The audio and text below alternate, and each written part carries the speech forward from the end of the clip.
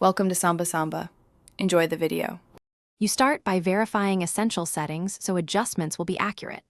Open Settings and check iOS version, then go to Display and Brightness. Once there, turn off Auto Brightness and True Tone so you can control the slider directly. This isolates software auto adjustment.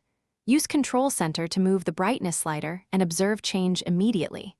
If the slider is unresponsive, force close settings and reopen. Make sure low power mode is off because it limits maximum brightness. Once basic controls are accessible, calibrate by testing in low, medium, and bright ambient light so you understand behavior. Turn off night shift and reduce white point. Those alter perceived brightness. If colors shift or the slider is erratic, reset all settings to eliminate software profile corruption. Restart the phone, and if issues persist, back up and consider a DFU restore to rule out firmware bugs. While you perform each step, note exact symptoms, flicker, dead zones, or uniform dimming, so you can isolate hardware versus software causes. To finish, confirm whether this is a hardware problem.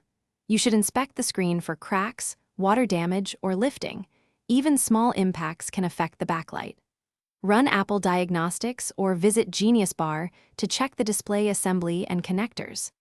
If diagnostics show hardware faults, do not attempt complex repairs without parts expertise. Replace the display or backlight assembly through Apple or a certified technician. If software remains the culprit after a DFU restore, the